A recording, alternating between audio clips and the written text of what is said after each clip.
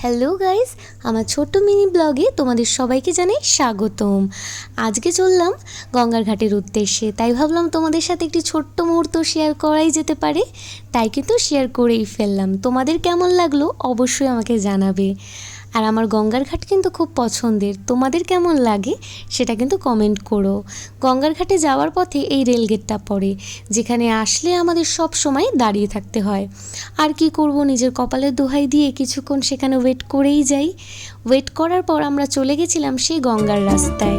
সেখানে এসেই দেখি এখানে ছোট্ট একটা মেলা বসেছে, যেখানে ছোট থেকে বড় সবারই পছন্দের জিনিস ছিল।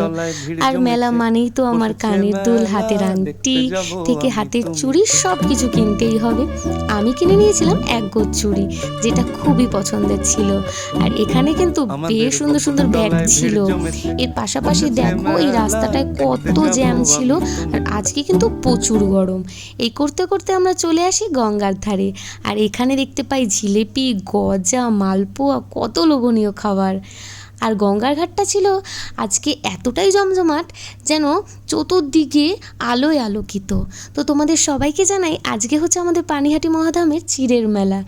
আমাদের পানিহাটি মহাধামে কিন্তু চিড়ের উৎসব বিশাল বড় করে হয়, সকাল থেকে রাত অবধি।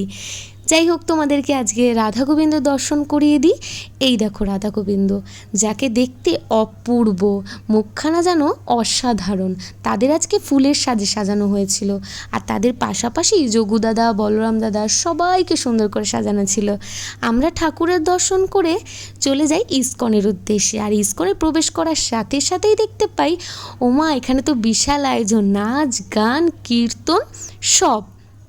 আমরা কিছুক্ষণ তাদের সাথে উপভোগ করি, সেই আনন্দের সামিল হই।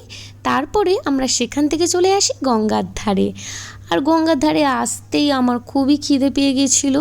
আর আমরা খুঁজছিলাম খুব ভালো একটা খাবারের দোকান, যেখানে সুন্দর সুন্দর খাবার পাওয়া যাবে। এখানে অনেক কিছুই ছিল, সেটা খুঁজতে খুঁজতে আমরা চলে এসেছিলাম সামনে একটা খাবারের দোকানের সামনে। আর আমরা একটা খাবারের দোকান পেয়েও গেছিলাম, যে খাবারের দোকানটার নাম ছিল রূপসা ফুড কর্নার। আর যেটা ছিল আমার নামে। আমার তো বিশাল পছন্দ হয়েছিল। আর সেখানে খাওয়া দাওয়ারগুলো খুবই সুন্দর ছিল, অনেক কম দামে ছিল, খাওয়ার দাওয়ার অসাধারণ ছিল। তোমরা দেখো খাওয়া দাওয়ারগুলো দেখতে যতটা না লোভনীয়, খেতে কিন্তু আরও লোভনীয় ছিল। তোমরা যারাই আসবে গঙ্গার ঘাটে সবাই কিন্তু একবার করে ট্রাই করো।